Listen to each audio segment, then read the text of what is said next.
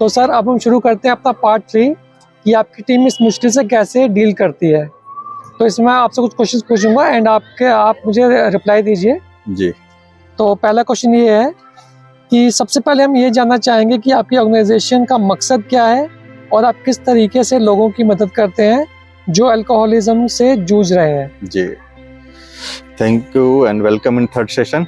आप सभी का स्वागत है और जो आप लोगों के रिस्पॉन्सेज हैं बहुत अच्छे आ रहे हैं और यही शायद हमारी सोसाइटी का, हमारे ऑर्गेनाइजेशन का, हमारी फेलोशिप का यही मकसद है कि ज़्यादा से ज़्यादा लोग इस चीज़ को समझ पाएँ, इस चीज़ की जानकारी हासिल कर पाएँ कि शराबीपन एक लत नहीं है, एक बीमारी है और इस बीमारी को किस किस लेवल पे हम चेक कर सकते हैं, क्या इसका प्रारूप है, किस तरह से हमारे जीवन के अंदर रोल प्ले करती है और इसमें से हम एक जो अभी हमारा जीवन जो एक नर्क के समान हो गया है, हमारे पीने की वजह से हम खुद अपनी नज़रों में गिर गए हैं, हमारे पीने की वजह से हमारा घर परिवार धीरे धीरे छिन्न भिन्न हो रहा है, उसमें से निकल सकते हैं।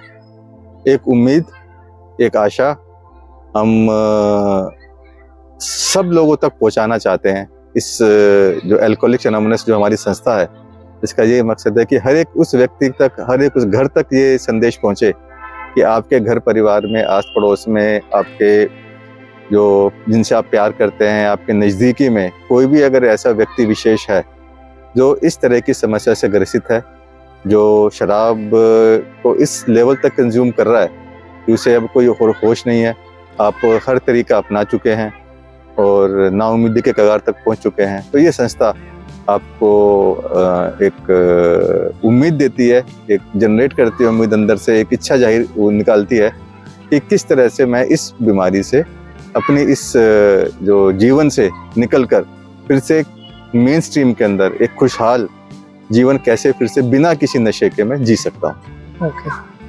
क्या आप हमेशा एनोनिमस रहे हैं या पहले कोई अलग तरीका फॉलो किया गया था?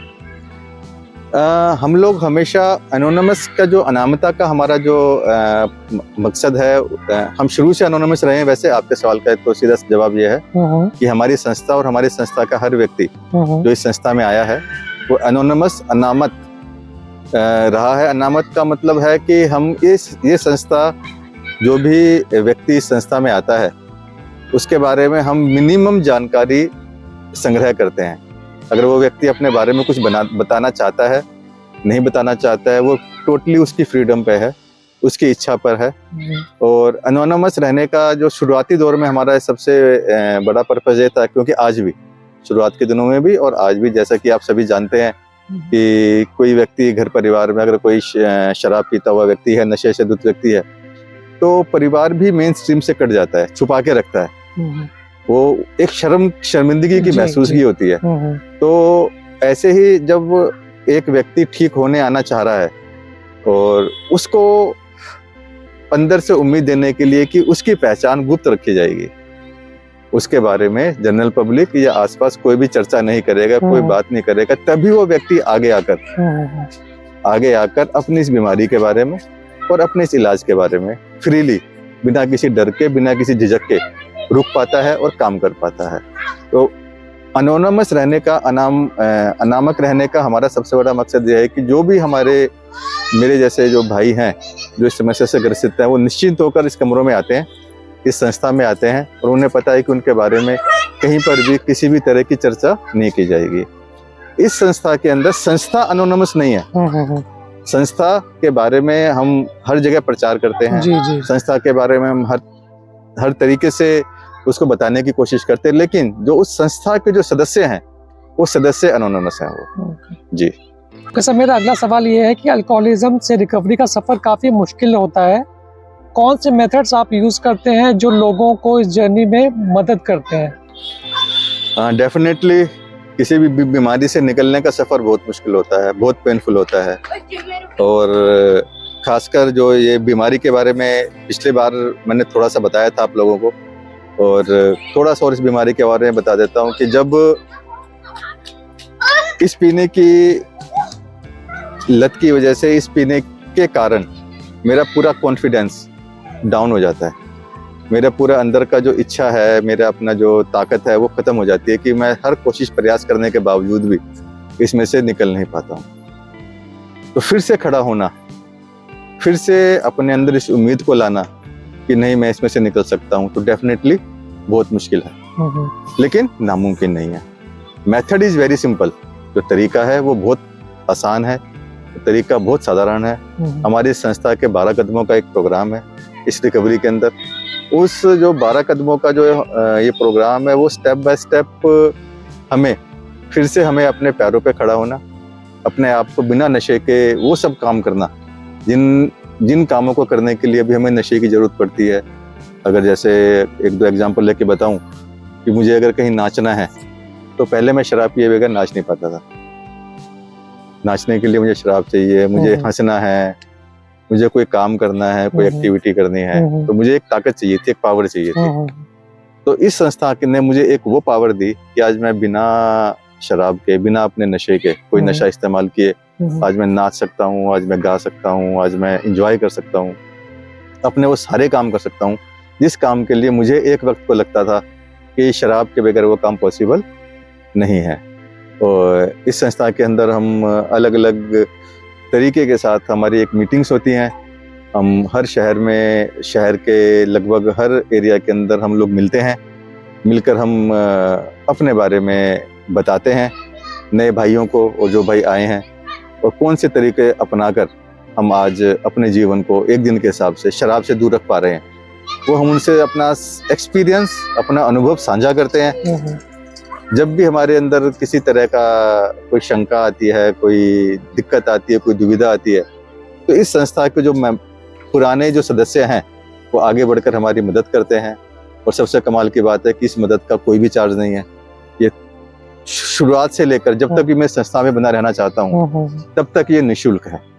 किसी तरह का कोई एक्सपेंस नहीं है, कोई खर्चा नहीं है। मेरे बारे में मुझे किसी को बताने की जरूरत नहीं है कि मैं कौन हूँ, मैं कहाँ से आया हूँ, मैं कितनी पीता था, मैं कहाँ रहता हूँ, मेरी इनकम कितनी। नो बॉडी विल बॉदर, कोई नहीं पूछता यहाँ पर किसी को। बस एक सिंपल है कि अगर आपको इस शराब से समस्या है, इस नशे से समस्या है, तो आप आए। जैसे हमारी छुट्टी है, आपकी भी छूट जाएगी अगर आप मौका देंगे तो अपने आप। सर, मेरा अगला सवाल यह है कि कौन से सबसे बड़े चैलेंजेस होते हैं जब कोई इंसान अल्कोहलिज्म छोड़ने की कोशिश करता है, और आप उनका कैसे सामना करते हैं? सबसे बड़ा चैलेंज इस बीमारी में यह है कि जो बीमार व्यक्ति है उसे पता ही नहीं है कि मैं बीमार हूँ, और वो मानने को तैयार नहीं है कि मैं बीमार हूँ। उस व्यक्ति को लगता है कि जैसे समाज के अंदर एक धारणा है, एक स्टिग्मा है, जैसे समाज को लगता है, उस व्यक्ति को भी लगने लगता है कि मैं अपनी ताकत से, अपनी विल से जब चाहे इसमें से निकल सकता हूँ। और कोशिश भी करते हैं हम लोग अपनी ताकत से निकलने की। उस डिनाइल को, उस असर को तोड़ना सबसे मुश्किल काम है, जो सबसे बड़ा चैलेंज है उस व्यक्ति के लिए, कि उसको इस अवेयरनेस तक लेके आना कि एक तो आप सबसे पहले तो इस अवेयरनेस पे लेके आना कि आप एक बीमार व्यक्ति हो।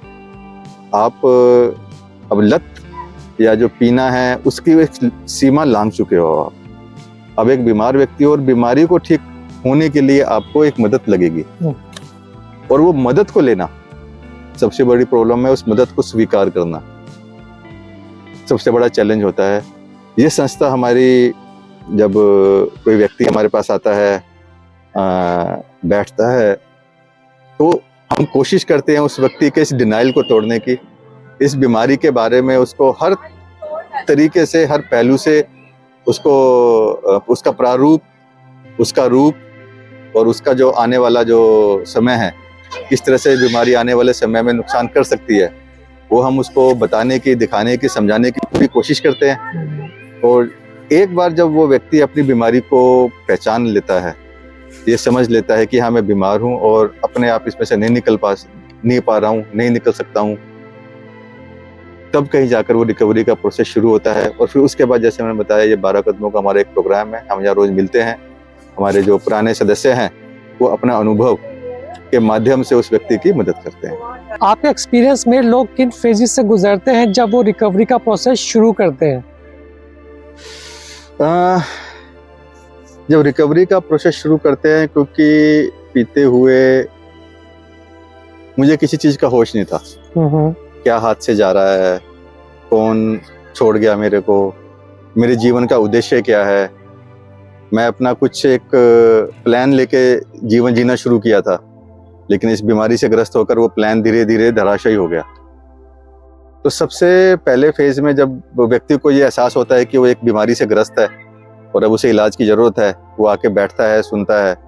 और जैसे ही कुछ समय में शराब का सेवन बंद होता है उसका, तो एकदम से मेरा मन मुझे कहता है कि यार तूने इतना कुछ बर्बाद कर दिया, अब सब जल्दी से जल्दी हासिल करना है।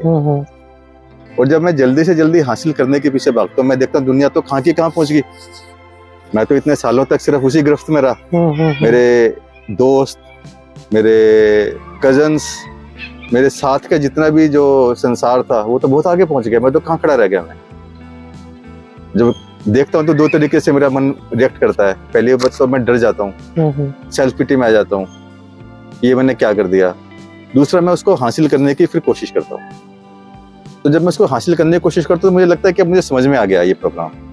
इन्होंने बता दिया, कुछ चीजें यहाँ पर आके पता चलती हैं। इन्होंने बता दिया ये करना है, ये करना है, ये करना है, ये करना है, अब मैं ये कर लूंगा, मैं अपने आप इसको हैंडल कर लूंगा। और वो व्यक्ति क्या है फिर धीरे से निकल जाता है। और फिर जैसा कि हर बीमारी के अंदर मैंने बताया पहले भी आपको, हर बीमारी के अंदर एक प्रोसेस फॉलो करना पड़ता है। अगर बीमारी से हमें एक दिन के हिसाब से उसके चंगुल से दूर रहना है। तो जब व्यक्ति अपने ऊपर काम नहीं करता तो फिर से धीरे धीरे बीमारी हावी होती है। फिर से मैं उसी कुछ समय बाद, कभी कभी क्या होता है इमीडिएटली, कभी कभी होता है कुछ दिनों के बाद, कभी कभी कुछ महीनों के बाद, मैं फिर से उसी दौर में पहुंच जाता हूँ। तो उससे बचना बहुत जरूरी है और उससे बचाए रखना ये संस्था मदद करती है। फिर से जो हमारे जो प्रोग्राम है, वो प्रोग्राम है हमारा अल्कोहलिक्स एनोनिमस का प्रोग्राम है। वो हमें मदद करता है कि कैसे हम अपनी इस बीमारी का, अपनी इस रिकवरी को प्रायोरिटी पर रखें, नंबर 1 पे। कि अगर मैं शराब से मुक्त रहा, मैं अगर होश में रहा तो सब कुछ प्राप्त हो जाएगा। तो उस पे फोकस को बार बार लाना, बार बार यही याद में रखना, अपने जहन में रखना कि हाँ, मुझे जीवन जीने के लिए पैसा भी चाहिए, मुझे जीवन जीने के लिए परिवार भी चाहिए, मुझे जीवन जीने के लिए घर भी चाहिए, मुझे जीवन जीने के लिए बैंक बैलेंस भी चाहिए। लेकिन जब जीवन होगा तभी इन सब चीजों का इस्तेमाल होगा। जी जी जी। तो इस पॉइंट पे बार बार अपने आप को लेके आना बहुत मुश्किल काम है। और इसी पे जब अगर मैं बार बार फोकस रखता हूँ तो धीरे धीरे बदलाव आना शुरू हो जाता है। अल्कोहलिज्म के बारे में सबसे कॉमन मिसकंसेप्शंस क्या होते हैं जो आपने देखे हैं? अल्कोहलिज्म के बारे में सबसे बड़ा मिसकंसेप्शन तो सामाजिक ही है जी। क्योंकि समाज या मेरा जो आसपास के लोग हैं मुझे बताते हैं यार कि वो भी तो पीता है। या वो बताते हैं कि यार वो तुम्हारे चाचा का लड़का भी तो पीता है अच्छे से जी, वो तो ऐसा बर्बादी नहीं कर रहा जैसे तुम कर रहे हो। या उसने एक बार कसम खाई थी और उसने तो छोड़ दी, तो तुम हमसे प्यार नहीं करते जी, जो तुम कसम खा रहे हो झूठी कसम खा रहे हो। तो इस तरह के कंसेप्शन। और दूसरा जो मैंने बताया कि सबसे बड़ी जो समस्या है इस बीमारी की यह है कि जो बीमार व्यक्ति है वो ही नहीं मानने को तैयार। जी जी जी। किसी भी कंसेप्शन को तोड़ने के लिए सबसे पहले जो व्यक्ति है भी, अगर मैं कहूँ कि यार मुझे पैर में कोई समस्या है, जब तक मैं मानूंगा नहीं कि यार मेरे पैर में समस्या, मैं एक्सरे नहीं कराऊंगा। बिल्कुल बिल्कुल। तो मेरा पहले मानना बहुत जरूरी है। लोग तो बहुत सारे सलाह देंगे कि इस पे ये मालिश कर ले, वो पहलवान बैठा है उस पहलवान के पास चला जा, ऐसा कर ले वैसा कर ले, लेकिन मैं मानने को तैयार नहीं कि मेरे पैर में प्रॉब्लम है। तो वो सबसे बड़ा जो मिसकंसेप्शन उस बीमार व्यक्ति का है कि उसे भी लगता है कि उसके अंदर विल पावर की कमी है। उसे लगता है कि समाज ने उसको सही तरीके से ट्रीट नहीं किया। उसे लगता है कि समाज उसको या घर परिवार उसकी वैल्यू ठीक से नहीं कर रहा है। तो इन सब जो पीछे क्या होते हैं, बार बार जब हम गिरते हैं, इस बीमारी में गिरते हैं, उसके पीछे हम समाज को, उसके पीछे हम अपनी परिस्थितियों को, उसके पीछे जो मुझे नहीं मिला किसी भी कारण से, जो मैं चाह रहा था नहीं मिला, उनको मैं दोषी ठहराता हूँ, जिम्मेदार ठहराता हूँ। अब वो प्रेशर, वो जो सेल्फ पिटी है, वो जो एंजाइटी है, या जो स्ट्रेस है, मेरे को हैंडल नहीं होता। जैसे मैं शराब पीता हूँ सारा स्ट्रेस गायब हो जाता है। तो मुझे वो एक सॉल्यूशन की तरह काम करता है मेरा। तो वहां से निकालना उस अल्कोहलिक को कि यार ये सॉल्यूशन ये जो है दिमाग में जो तुम डाल रहे हो, ये सॉल्यूशन की बजाय दूसरा सॉल्यूशन अगर अपनाओगे तो जीवन जो भी तुम चाहते हो जीवन के अंदर, जो तुम पाना चाहते हो, वो धीरे धीरे सब मिल जाएगा। सर मेरा अगला क्वेश्चन ये है कि रिकवरी के दौरान रिलैप्स कितना कॉमन होता है और आप रिलैप्स को कैसे हैंडल करते हैं? रिकवरी के अंदर रिलैप्स बहुत कॉमन है। सबसे पहले तो हम ये मानते हैं कि एक व्यक्ति जब जो कुछ समय का अनुभव है मेरा या इस संस्था का अनुभव है कि जो जितने व्यक्ति इस प्रोग्राम में एक बार आते हैं उनमें से बहुत कम दोबारा आते हैं। ओके। क्योंकि वो पहले दिन आते हैं, वो सुनते हैं, देखते हैं और उन्हें लगता है कि वो उन जैसे नहीं है। जो समस्या है शराबीपन की, जो बीमारी का जो कंसेप्ट है वो, क्योंकि जो सामाजिक जो बताया स्टिग्मा है, वो स्टिग्मा उनको जज करवा देता है कि यार जो ये कह रहे हैं ना ये तेरे साथ नहीं है ये। जी जी जी। तो ज्यादातर लोग तो उसी के बाद ही नहीं आ पाते हैं। ओके। लेकिन जो लोग आ गए, हम रिलैप्स को इस तरह से देखते हैं कि जो व्यक्ति अब आ गया इस प्रोग्राम के अंदर, उस समय उसने इस प्रोग्राम के अंदर बिताया और फिर उसने फिर से वो उसी दुनिया में चला गया, फिर से उसने शराब पी ली या फिर से वो उसी जो स्पाइरल के अंदर गिर गया है, नीचे बार बार गिर रहा है।